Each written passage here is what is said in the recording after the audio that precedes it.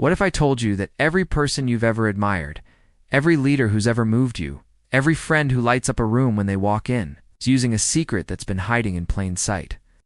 What if charisma, that magnetic quality we think some people are just born with, is actually a learnable skill, as teachable as riding a bike or playing piano? Right now, someone less qualified than you is getting the promotion you deserve. Someone with half your intelligence is closing deals you should be closing. Someone with a fraction of your experience is building the relationships that could change your life.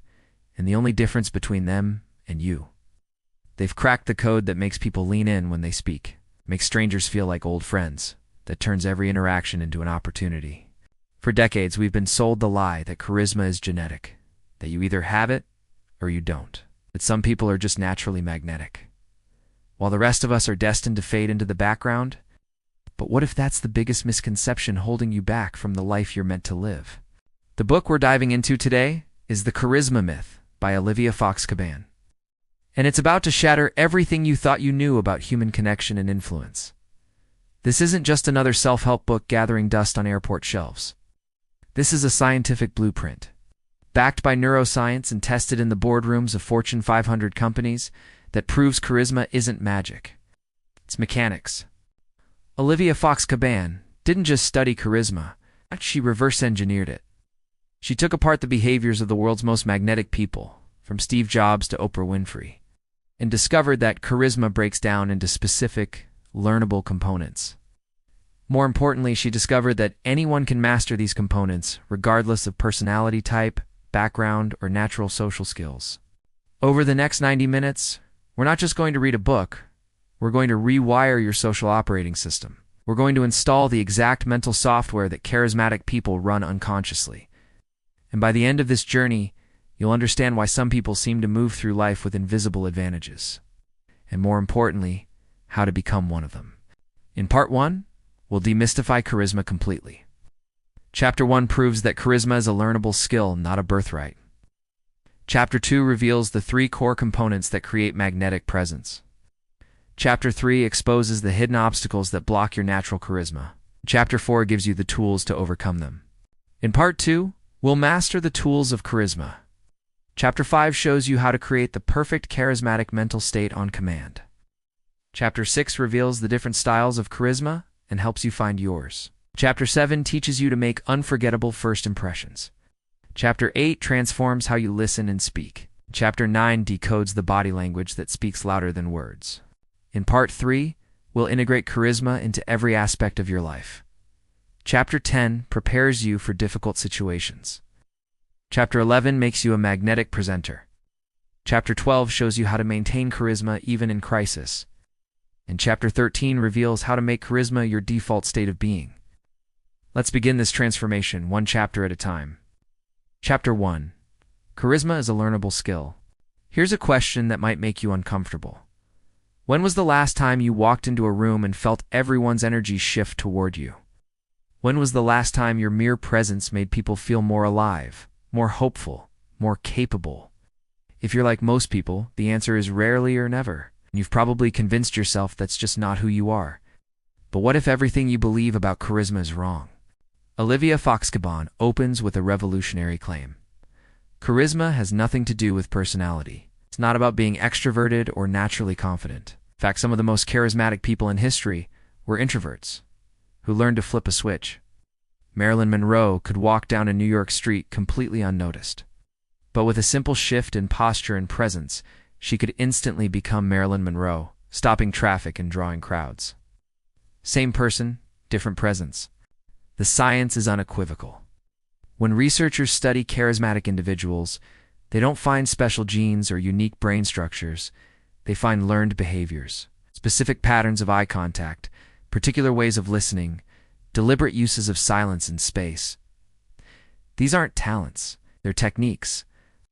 Think about it this way.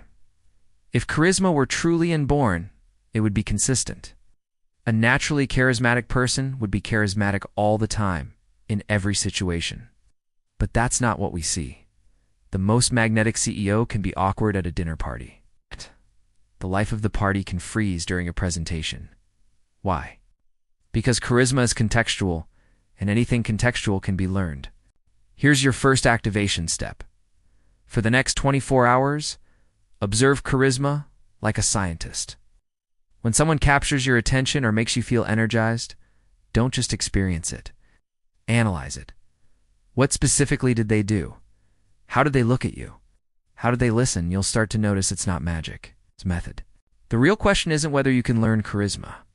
The question is whether you're willing to admit that you've been playing life on hard mode, turning down the volume on your presence while others amplify theirs.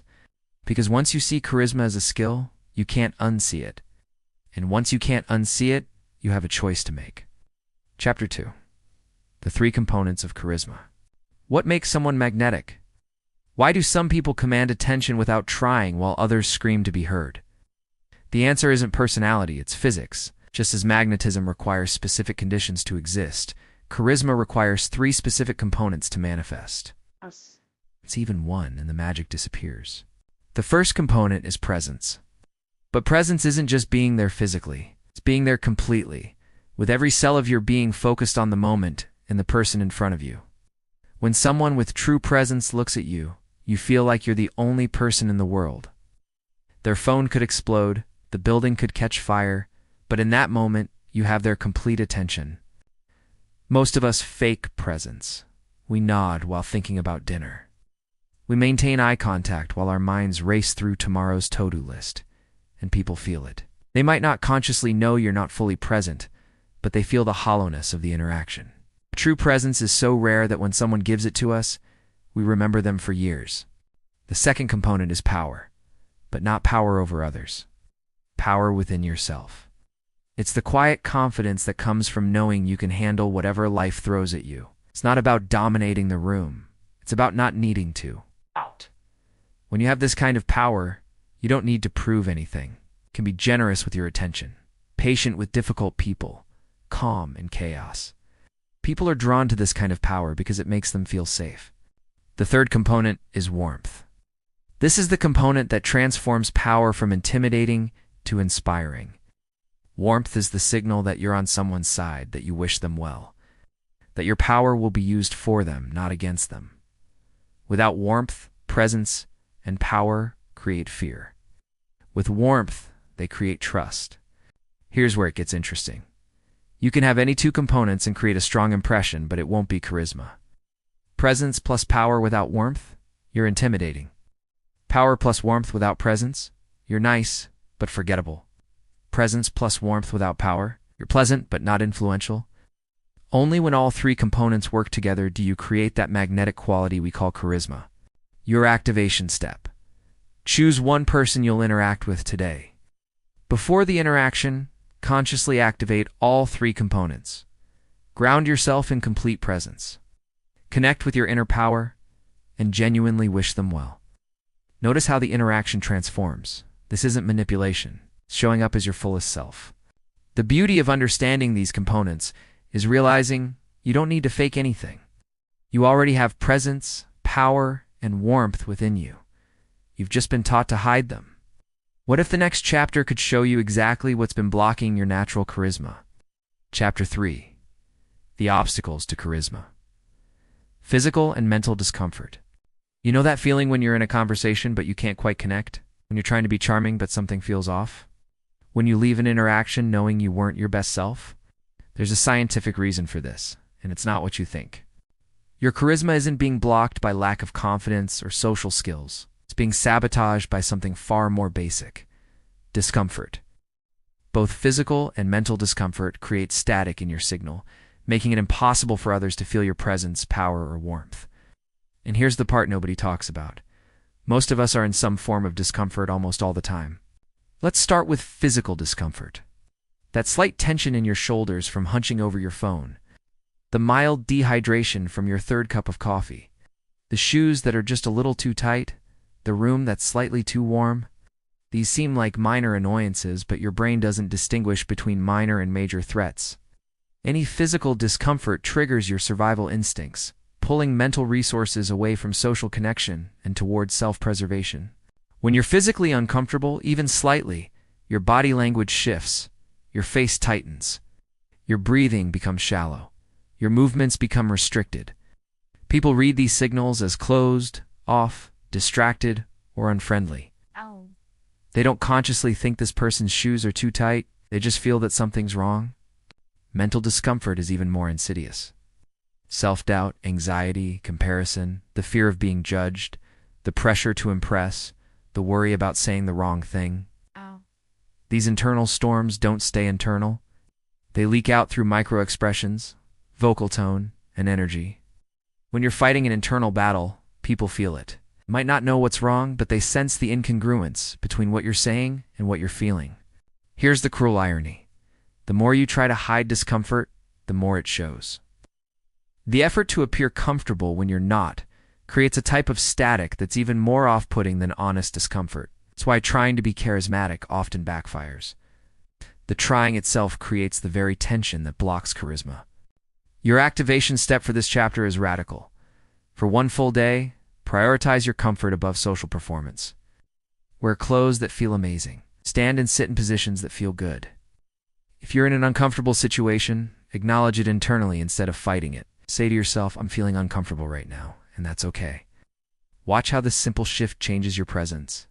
The obstacles to charisma aren't personality flaws to be fixed. They're human experiences to be managed. And once you understand what's really blocking your magnetism, you can start clearing the static. Which brings us to the tools that can transform discomfort into charisma itself. Chapter 4. Overcoming the obstacles. What if the very things that block your charisma could become the source of it? What if discomfort, instead of being your enemy, could become your teacher? This chapter reveals the mental alchemy that transforms obstacles into opportunities, turning your weakest moments into your most magnetic ones. The first tool is cognitive reframing. Your brain is a meaning-making machine, constantly interpreting signals from your body. Heart racing. Your brain decides if that means excitement or anxiety, palms sweating. Your brain chooses between anticipation or fear. The physiological sensations are identical. Only the story changes. Charismatic people have mastered the art of reframing discomfort as excitement, tension as energy, nervousness as aliveness. Here's how you use it. Before any challenging interaction, tell yourself, I'm not nervous, I'm excited. Say it out loud if you can. Your brain is surprisingly willing to believe the story you tell it. Studies show that people who reframe anxiety as excitement perform significantly better in social situations. Same physical sensations, different interpretation, completely different presence. The second tool is the responsibility transfer. This is a mental technique where you temporarily hand over responsibility for the outcome to something greater than yourself. It could be the universe, fate, God, or simply the natural flow of events. The point isn't what you transfer responsibility to. It's the act of releasing the burden of control. When you're trying to control how others perceive you, you create the very tension that makes you less charismatic. But when you transfer responsibility, something magical happens. You relax. You become present. You stop performing and start connecting. You can practice this by thinking, I'll do my best, and the universe will handle the rest. The third tool is stigma reduction. We all carry secret shames, things we think make us less worthy of connection. Maybe it's your background, your struggles, your failures. These hidden stigmas create a barrier between us and others. But here's what charismatic people know. Vulnerability, when shared appropriately, creates connection, not rejection. This doesn't mean oversharing or making others uncomfortable. It means being willing to be human. When you acknowledge your imperfections without apology or self-pity, you give others permission to be imperfect too. This creates a space of authenticity where real charisma flourishes. Your activation step. Choose one upcoming situation that makes you uncomfortable. Maybe it's a presentation, a difficult conversation, or a social event. Apply all three tools. Reframe your nervousness as excitement. Transfer responsibility for the outcome. And identify one small vulnerability you could share if appropriate. Notice how differently you show up. These tools don't eliminate discomfort. They transform your relationship with it. And when you're no longer fighting yourself, your natural charisma has space to emerge. Which brings us to the advanced techniques that can put you in a charismatic state on command. Chapter 5. Creating the right charismatic mental state. Imagine having a remote control for your charisma. Press a button, and suddenly you're magnetic. Press another, and you radiate warmth and confidence. This isn't fantasy. It's neuroscience. And this chapter hands you the remote. The gateway to charisma isn't through behavior, it's through state. Your internal state dictates your external presence. Try to fake confident body language when you feel insecure, and you'll create incongruence. But shift your internal state first, and the right behaviors flow naturally. This is why actors can become completely different people. They don't just change their behavior, they change their state. The first technique is visualization, but not the kind you've heard before. This isn't about imagining success or picturing your goals. This is about recreating specific sensory memories that trigger the state you want. Want to feel powerful? Don't imagine being powerful. Remember a specific moment when you felt powerful? What did you see? What did you hear? What physical sensations did you experience? The more detailed you recall, the more your brain recreates that state. Here's the neuroscience. Your brain doesn't distinguish between vividly imagined experiences and real ones. When you recreate a powerful memory in detail, your brain releases the same chemicals it released during the original experience. You literally drug yourself with your own chemistry. The second technique is gratitude, but again, not the generic kind. This is targeted gratitude, designed to create specific states. Want to feel warm toward someone? Find something specific about them to appreciate. Want to feel powerful? Recall specific accomplishments. Want to feel present? Appreciate specific sensory details in your current environment? The third technique is the most powerful: compassion. But this starts with self-compassion. Most of us are our own worst critics, creating an internal environment of judgment and pressure. This internal harshness shows up as external tension. But when you treat yourself with the same kindness you'd show a good friend, something shifts. You relax, you open, you become approachable. From this foundation of self-compassion, you can extend genuine compassion to others. Look at the people around you and recognize that everyone is fighting battles you know nothing about. Everyone wants to be seen, heard, and valued. When you approach people with this understanding, you naturally exhibit the warmth that makes charisma magnetic. Your activation step. Create your own charisma playlist. Identify 3 memories. One where you felt completely present, one where you felt powerful, and one where you felt genuinely warm toward someone. Write down every sensory detail. Practice recreating these states for just 60 seconds each. Do this daily for a week and watch how quickly you can shift states. The ability to create the right internal state on command is what separates occasionally charismatic people from consistently magnetic ones. And once you master your internal state, you're ready to explore which style of charisma fits you best. Chapter 6. Different charisma styles. Here's something that might surprise you. There's no one way to be charismatic. In fact, trying to be charismatic like someone else is the fastest way to kill your natural magnetism. This chapter reveals the 4 distinct styles of charisma and helps you find the one that aligns with your authentic self. The first style is focus charisma. This is the ability to make others feel completely heard and understood. People with focus charisma don't dominate conversations. They create space for others to shine. Think of Bill Clinton's famous ability to make each person feel like the only person in the room, or Oprah Winfrey's gift for drawing out people's stories. Focus charisma says, "You matter. Your story matters. I'm here to understand you completely." Focus charisma works through the power of presence. When you master this style, you become a mirror that reflects back people's best selves. You ask questions that go deeper than surface level. You listen with your whole body. You create moments of silence that invite truth. People leave interactions with you feeling seen in a way they rarely experience. The second style is visionary charisma. This is the ability to inspire others with a compelling vision of the future. People with visionary charisma don't just see what is, they see what could be. Think of Steve Jobs painting pictures of a world where technology serves humanity, or Martin Luther King Jr. describing a dream that moved nations. Visionary charisma says, "I see a better future, and I believe you're part of it."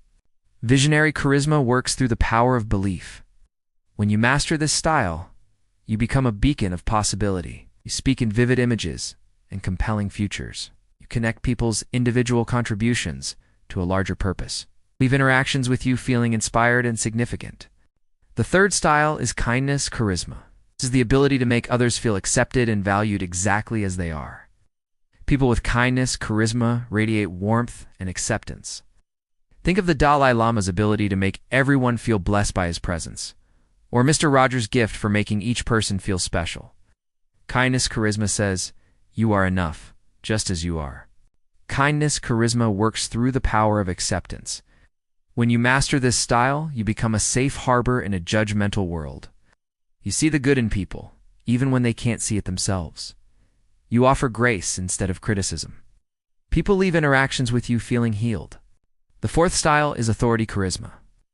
This is the ability to make others feel confident in your power and competence. People with authority charisma project certainty and capability. Think of a surgeon who calms patients with quiet confidence, or a CEO who steadies a company through crisis. Authority charisma says, "You can trust me. I've got this." Authority charisma works through the power of certainty. When you master this style, you become a source of stability. You speak with conviction. You make decisions without wavering. You take responsibility without hesitation. People leave interactions with you feeling secure. Here's the crucial insight. You don't need to master all four styles. In fact, trying to do so will dilute your natural strengths. Instead, identify which style feels most authentic to you. Which one aligns with your values? Which one feels like coming home rather than putting on a costume? Your activation step. Over the next week, experiment with each style for one day. Monday, practice focus charisma by being completely present in every conversation. Tuesday, practice visionary charisma by sharing your excitement about future possibilities. Wednesday, practice kindness charisma by looking for the good in everyone. Thursday, practice authority charisma by speaking with conviction. Notice which style feels most natural and energizing. Once you know your primary charisma style, you can develop it into a superpower. But first, you need to master the art of first impressions, where you have mere seconds to establish your presence. Chapter 7. Charismatic First Impressions. 7 seconds. That's how long it takes for someone to form a lasting impression of you. In less time than it takes to tie your shoes, people decide if you're trustworthy, competent, and likable. These snap judgments, formed in the primitive parts of our brain, are remarkably stubborn. Get them wrong, and you'll spend months trying to correct them. Get them right, and doors open that would otherwise stay closed. But here's what most people don't understand. First impressions aren't about impressing. They're about connecting. The moment you try to impress, you create distance. The moment you genuinely connect, you create magnetism. The first key is your approach. Before you even speak, your body is broadcasting signals. Most people approach new interactions with their shields up, protecting themselves from potential rejection. This defensive energy creates the very distance they fear. Charismatic people do the opposite. They approach with what Cabane calls warm curiosity, a genuine interest in discovering who this person is. Here's how to embody this. As you approach someone, think to yourself, "I wonder what's fascinating about this person." This simple thought shifts your entire energy. Your face softens. Your body opens. Your presence becomes inviting rather than invasive. You're not trying to get something from them. You're offering the gift of genuine interest. The second key is the handshake. In our digital age, physical touch has become rare, making it even more powerful. A good handshake isn't about grip strength. It's about presence. Make full palm contact. Match their pressure. Hold for a beat longer than feels natural. Here's the advanced technique. As you shake hands, imagine warmth flowing from your heart, down your arm, and into their hand. It sounds mystical, but people feel it. The third key is the first 10 seconds of conversation. This is where most people fumble by launching into small talk, or worse, talking about themselves. Instead, give what Cabane calls a vocal gift, a genuine compliment or expression of appreciation, but not about their appearance. Find something about their presence, their energy, their reputation.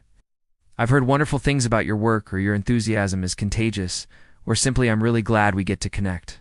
The fourth key is managing your exit. First impressions include last impressions. You leave is as important as how you arrive. Don't let conversations trail off awkwardly. End with energy and intention. "This was genuinely enjoyable," or "I'm so glad we got to connect," followed by solid eye contact and a warm smile. Leave them wanting more, not relieved you're gone. Your activation step. Practice the first impression reset. Choose 3 people you interact with regularly but don't know well. Maybe a barista, colleague from another department, a neighbor. Approach your next interaction with them as if it's your first meeting. Use all 4 keys. Notice how differently they respond when you show up with full presence and warm curiosity. First impressions are not about perfection, they're about connection. And when you master the art of connecting quickly, you create a foundation for the deeper charisma skills of listening and speaking. Chapter 8. Listening and Speaking with Charisma. What if I told you that the most charismatic thing you can say is nothing at all? That the secret to magnetic conversation isn't what you say, but how you listen.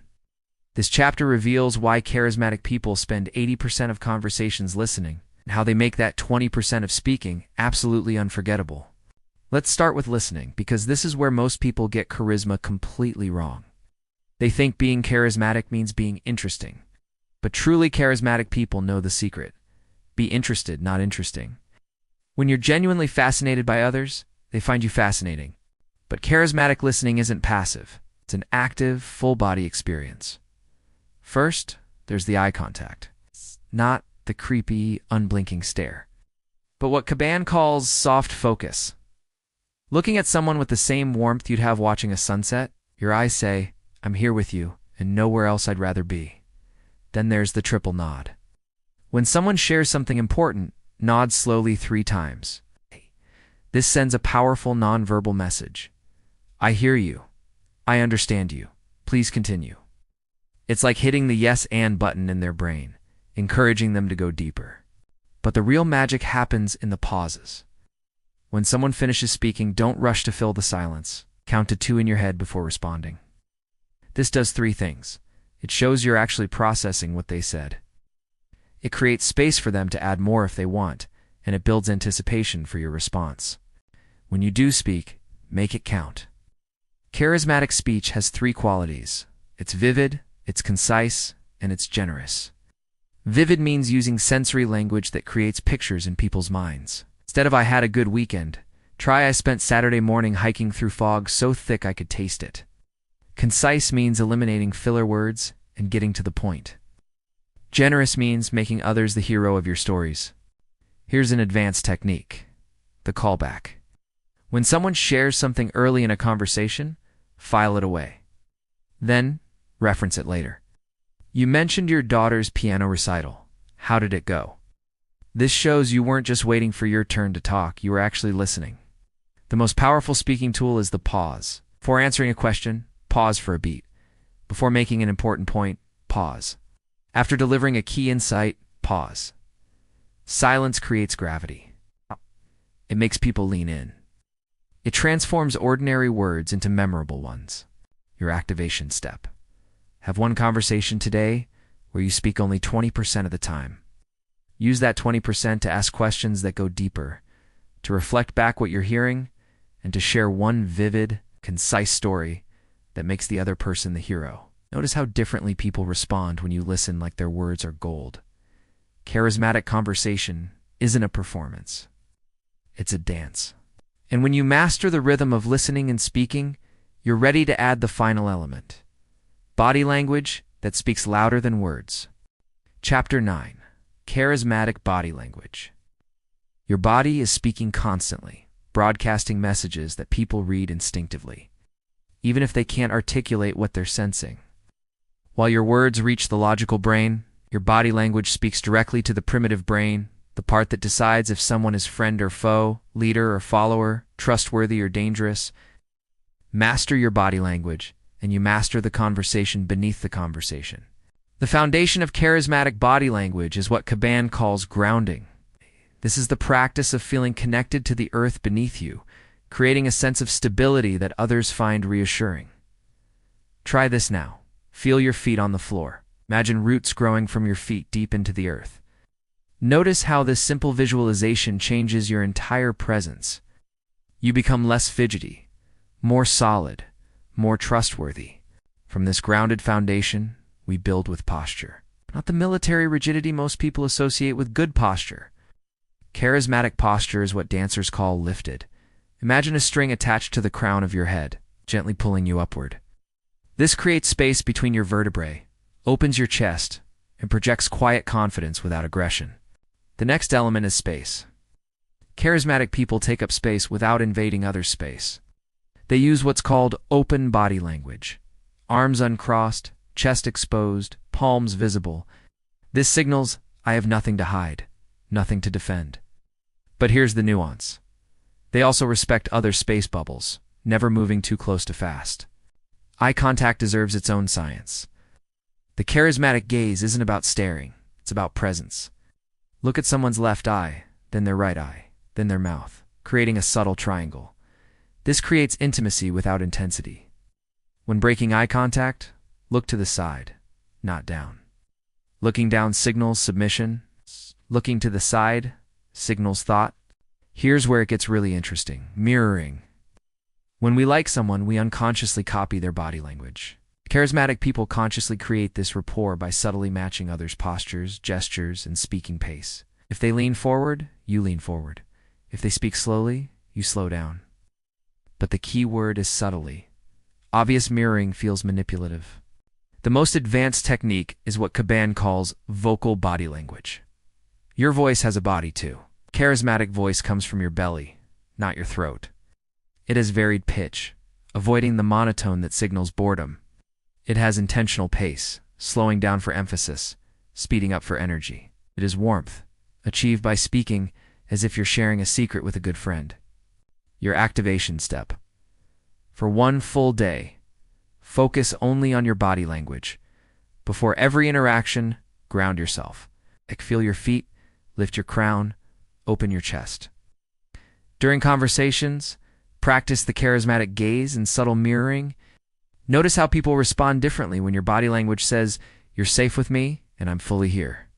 When your body language aligns with your words and intention, you create what psychologists call congruence. The state where everything about you sends the same message.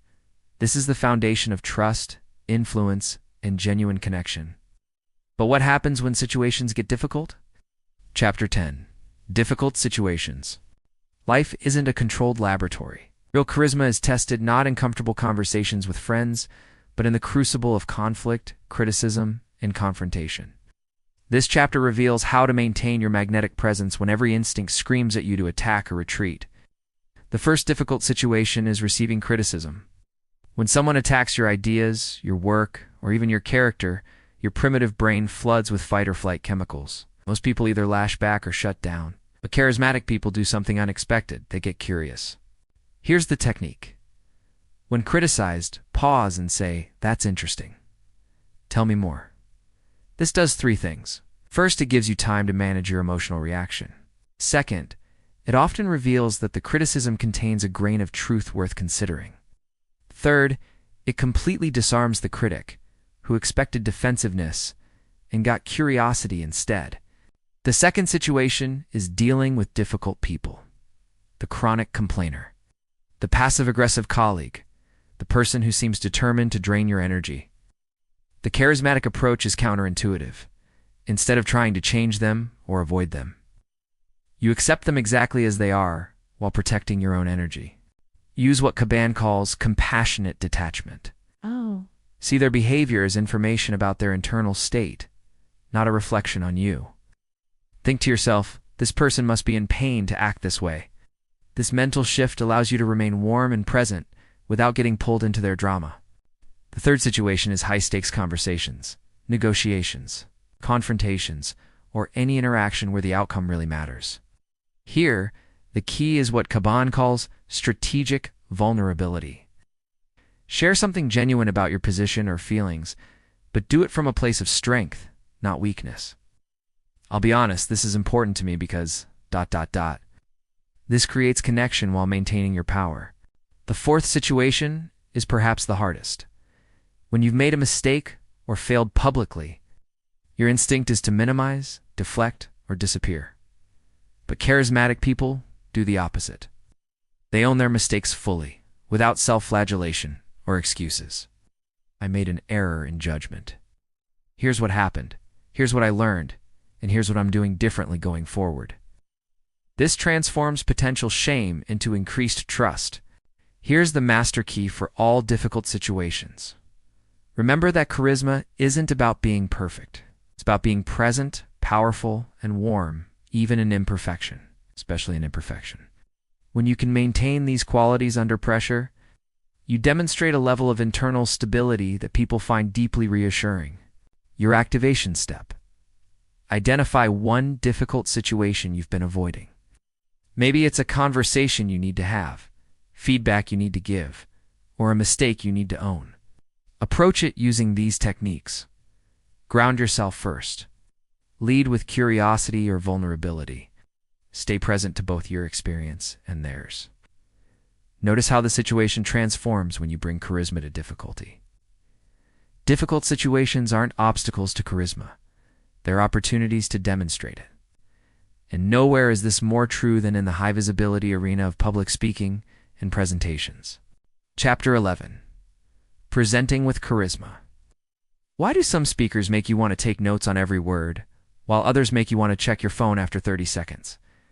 Cabane reveals something that will change how you think about presentations forever. The content of your presentation matters far less than the internal state you bring to it. Most people spend 90% of their preparation time on what they're going to say, and 10% on who they're going to be while saying it. Charismatic presenters flip this ratio. Here's the science. When you're presenting, people aren't just listening to your words. They're reading your body language, sensing your energy, and most importantly, feeling your internal state. If you're anxious, they feel anxious. If you're uncertain, they feel uncertain. But if you're genuinely excited about what you're sharing, if you truly believe it will help them, that emotion becomes contagious. Cabane introduces what she calls the Charismatic Presenter's Toolkit. First, there's presence. Before you say a single word, people should feel like you're completely there with them, not thinking about your next slide, not worried about what happened in your last meeting, but fully present in that moment with those people. Second, there's power. Not the kind of power that intimidates or dominates, but the kind that comes from absolute confidence in your message. You know what you're talking about? You believe it matters? And that certainty radiates from every gesture and every word. Third, there's warmth. This is what most presenters miss. They're so focused on being professional that they forget to be human. Charismatic presenters make each person in the audience feel like they're having a personal conversation, even in a room of hundreds. But here's the advanced technique that separates good presenters from magnetic ones. Something Cabane calls the vulnerability loop. At strategic moments in your presentation, you share something real about yourself. Not your entire life story, but a moment of genuine humanity that creates connection. Maybe you talk about a mistake you made and what you learned from it. Maybe you share a moment of doubt that led to a breakthrough. These moments of calculated vulnerability create instant rapport and make people want to lean in, not check out. Picture yourself walking into a conference room for the biggest presentation of your career. Your hands are slightly sweaty. Your heart is beating faster than usual. In the past, you might have tried to hide these feelings, to put on a professional mask and power through. But now, you understand something different. That nervous energy isn't your enemy. It's raw fuel waiting to be transformed. Instead of fighting it, you breathe into it. You remind yourself why this presentation matters. It's not just to you, but to the people who are about to listen.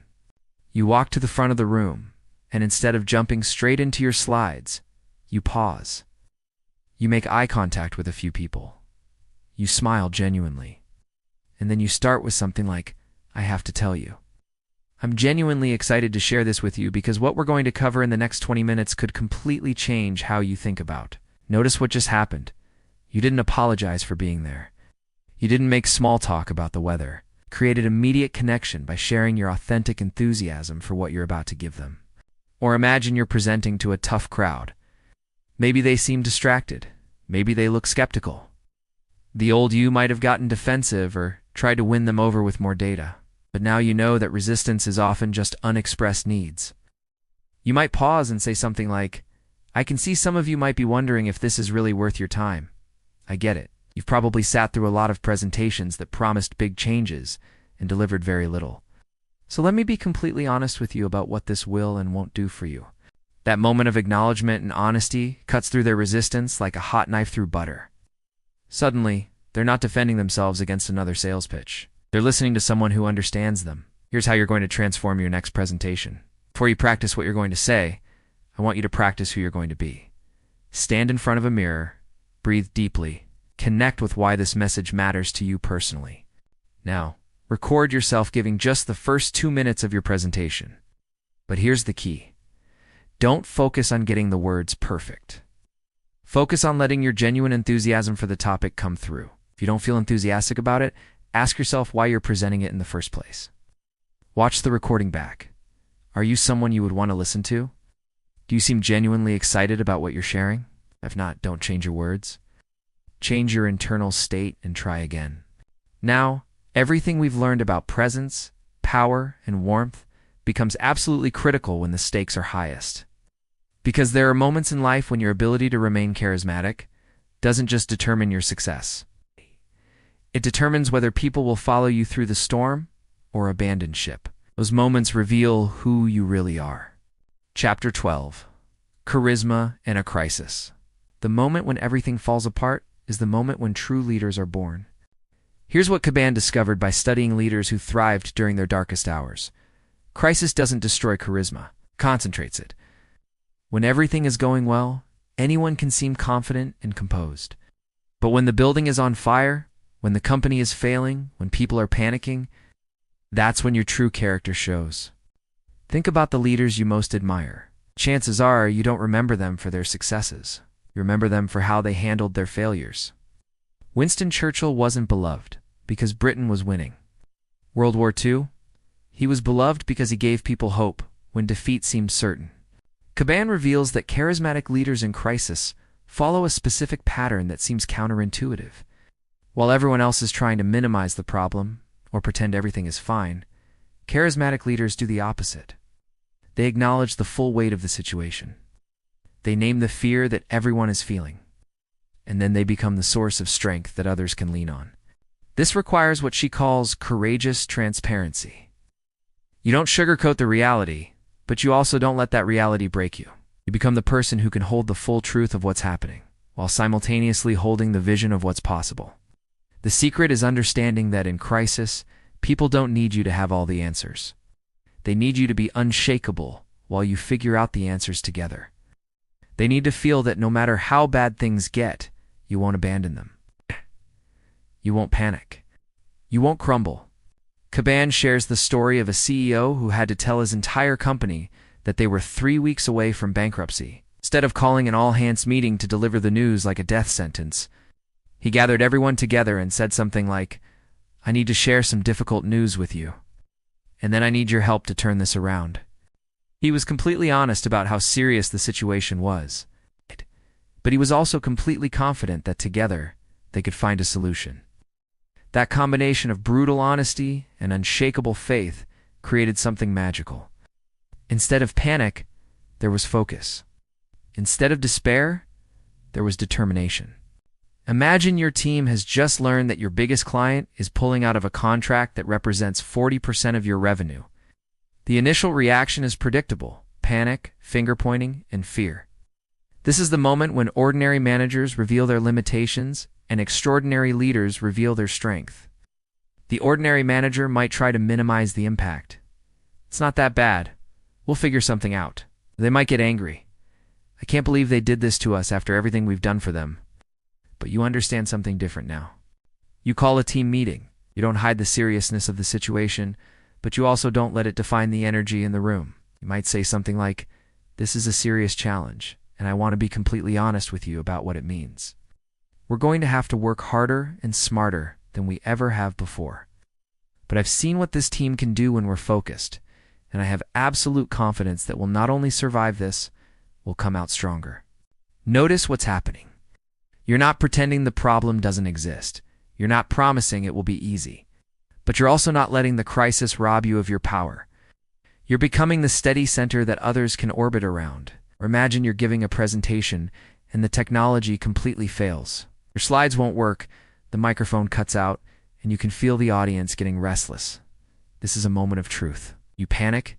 Do you make excuses? Do you apologize profusely? A charismatic leader does something different. They smile. They acknowledge what happened with good humor. And then they deliver their message with even more passion and connection. Because now they have to rely purely on their presence and their words. They turn the crisis into an opportunity for deeper connection. Think of a current challenge in your life. Maybe it's a work situation that's not going well. Maybe it's a relationship that's struggling. Maybe it's a personal goal that seems impossible to reach. Here's your crisis leadership test. Instead of avoiding the problem or minimizing it, I want you to practice courageous transparency with yourself first. Write down exactly what's wrong. Don't sugarcoat it. Don't make it sound better than it is. Now write down why you're the right person to handle this challenge. What strengths do you have? What resources can you draw on? What support can you ask for? This isn't about false optimism. It's about becoming unshakable in the face of reality. Practice saying both truths out loud. This is serious, and I can handle it. Feel the difference between denial and strength. That's the energy you want to bring to every crisis. But here's what's truly remarkable. When you master charisma in crisis, when you learn to handle difficult situations with grace, and when you can present with magnetic authority, something extraordinary begins to happen. These skills start feeding on each other. Each charismatic interaction makes the next one easier. Each success builds your confidence for the next challenge. You enter what Cabane calls the virtuous cycle of charisma. Chapter 13. The Charismatic Life. A vicious or virtuous cycle. Every interaction you have is either building your charisma or destroying it. There is no neutral. This final chapter reveals perhaps the most important insight in the entire book. Charisma isn't something you turn on and off like a light switch, something you either build or erode with every single interaction you have. Cabane calls this the charisma feedback loop, and understanding it is the difference between people who have moments of charisma and people who live charismatically. Here's how it works. Every time you show up with presence, power, and warmth, you get positive feedback from the world. People respond well to you. They want to be around you. They trust you more quickly. This positive feedback increases your confidence, which makes it easier to show up charismatically in the future. But the opposite is also true. Every time you show up distracted, insecure, or cold, you get negative feedback. People seem less interested in what you have to say. Interactions feel forced. You start believing that you're just not a charismatic person, which becomes a self-fulfilling prophecy. The key insight is that you can deliberately design your life to create a virtuous cycle of charisma. It starts with what Cabane calls charisma investments. These are small, consistent actions you take to build your charismatic foundation. First, there's internal work. You practice presence through meditation or mindfulness. You build power through skill development and physical fitness. You cultivate warmth through gratitude practices and genuine interest in others. These aren't charisma techniques. They're charisma foundations. Second, there's strategic practice. You deliberately put yourself in low-stakes situations where you can practice charismatic behaviors. Maybe it's making genuine connections with cashiers or baristas. Maybe it's speaking up in meetings where you normally stay quiet. Maybe it's volunteering to present to small groups before you present to large ones. Third, there's environmental design. You surround yourself with people who bring out your best self and limit your exposure to people who drain your energy. You create physical spaces that make you feel powerful and present. You establish routines that keep you in peak charismatic condition. But here's the warning Cabane gives. It's just as easy to create a vicious cycle. If you consistently show up in a low-energy state, if you avoid challenging social situations, if you surround yourself with people who don't inspire you to grow, your charisma will atrophy like an unused muscle. The choice is always yours. Every morning when you wake up, you're deciding whether today will be a deposit in your charisma account or a withdrawal. Think about the most charismatic person you know personally. I bet if you pay attention, you'll notice something. They're consistent. They don't have good days and bad days when it comes to how they show up. They've created systems and habits that keep them operating at a high level regardless of what's happening around them. Maybe they have a morning routine that puts them in a peak state before they interact with anyone. Maybe they've learned to take micro breaks throughout the day to reset their energy. Maybe they've gotten really good at managing their energy by being selective about who they spend time with and how they spend it. Now think about someone you know who used to be charismatic, but isn't anymore. What changed? Usually it's not one big thing. It's a series of small compromises. They stopped taking care of themselves physically. They stopped learning and growing. They started surrounding themselves with negative people or stressful situations. Their charisma didn't disappear overnight. This is why understanding the cycle is so important. You can't coast on charisma. You can't assume that because you were charismatic yesterday, you'll be charismatic today. It requires intentional cultivation. But here's the beautiful part. Once you understand this principle, you can design your entire life to support your charismatic development. You can make choices about your career, your relationships, your habits, and your environment based on what will make you more magnetic, more influential, and more authentically powerful. Here's how you're going to design your own virtuous cycle of charisma. I want you to identify 3 specific areas where you can make charisma investments. First, choose one internal practice. Maybe it's 5 minutes of meditation each morning to build your presence. Maybe it's a weekly workout routine to build your sense of power. Maybe it's a daily gratitude practice to cultivate warmth. Pick one and commit to it for the next 30 days. Second, choose one strategic practice opportunity. Where can you practice charismatic behaviors in a low-stakes environment? Maybe it's making genuine conversation with one new person each day. Maybe it's volunteering to lead a small project at work.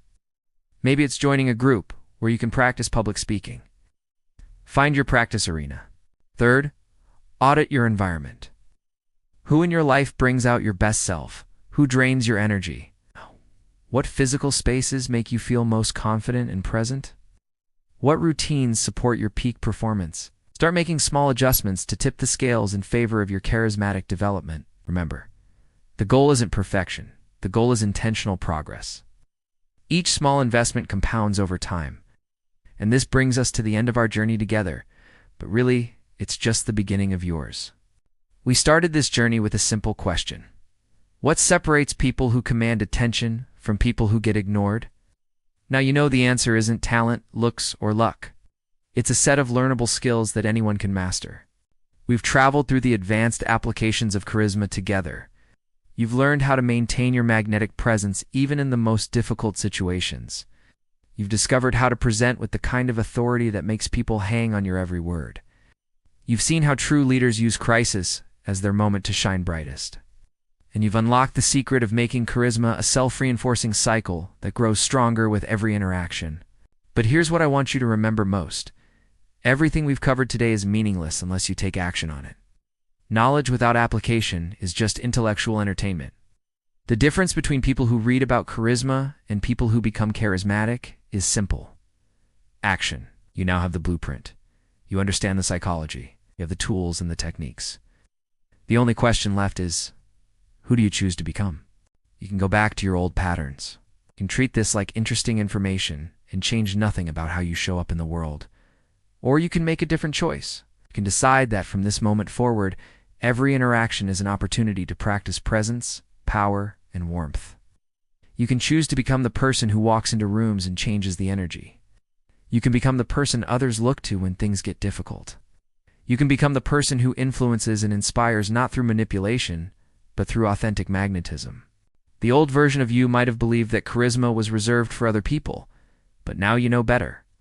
Charisma isn't about being perfect. It's about being intentional. It's about choosing to show up fully, to care deeply, and to act powerfully in every moment that matters. Your transformation starts now. Not tomorrow, not next week, not when conditions are perfect. Now. With the very next person you talk to, with the very next meeting you attend, with the very next presentation you give, the world is waiting to see who you really are when you're operating at your highest level. Don't keep them waiting any longer. If this journey has sparked something in you, if you're ready to step into the most charismatic version of yourself, let me know in the comments. Share one specific action you're going to take in the next 24 hours to start building your virtuous cycle of charisma. And if you found value in this deep dive, consider subscribing for more transformational content that turns knowledge into power. Remember, you're not just learning about charisma, you're becoming it. It's one choice, one interaction, one moment at a time.